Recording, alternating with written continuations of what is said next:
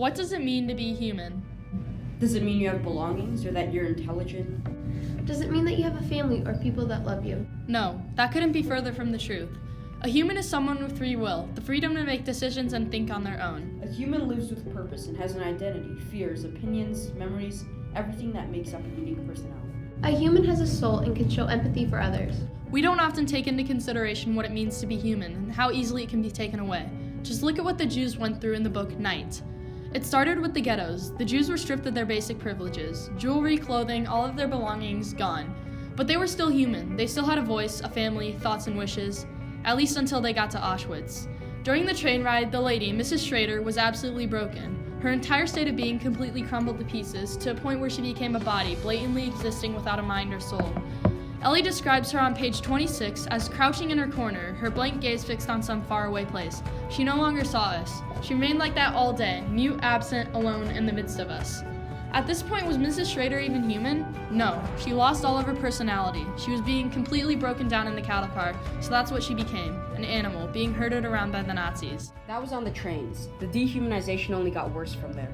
The people in Auschwitz were not really human. The Nazis took away everything at this point, or at least so it seemed. As a Jew in Auschwitz, you could no longer expect to see your family or friends. You weren't even so privileged as to own your own teeth. At this point, what purpose did the Jews have other than to exist? To eat, work, and sleep? They weren't living as humans, they were just living, without a mind, without a soul. It seemed as though they had hit rock bottom, as if it couldn't get any worse. Then, they became numbers. Not people, numbers. Deprived of even the most basic form of identification, anybody was nobody. They weren't defined by their opinions, actions, or emotions. All that they were was tattooed on their wrists.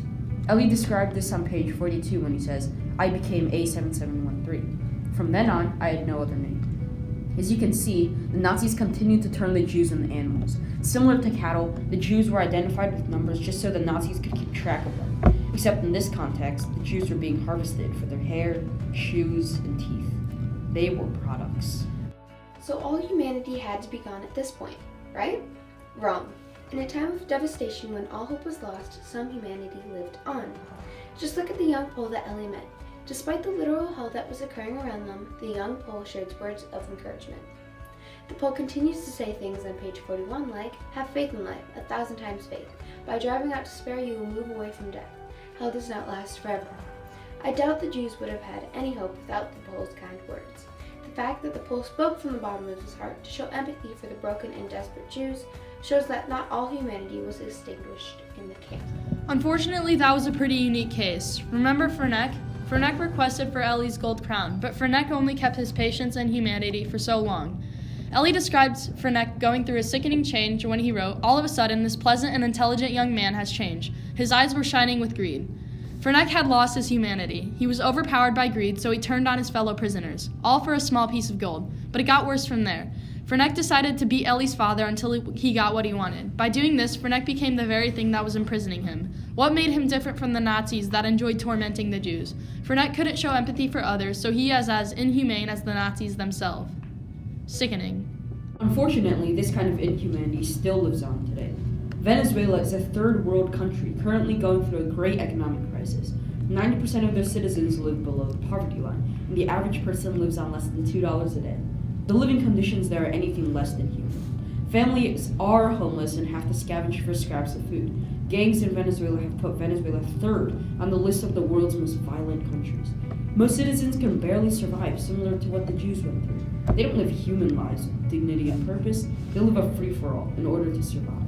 All this is happening because of their corrupted government. Government officials like Hugo Chavez have taken all the money that Venezuela makes from oil reserves and used it for their own benefit. These government officials are literally watching as their entire country suffers under the extreme poverty levels. In addition to that, these leaders are staying in power because they choose to compromise elections just so they keep winning.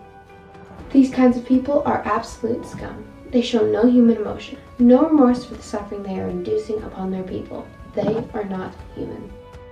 Jews, Nazis, and Venezuelans alike can teach us what it means to be human. Now you are a witness of what it means. What will you do?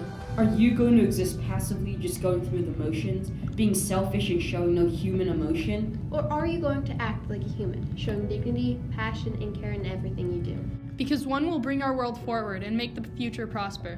and the other will send us in an endless loop of night.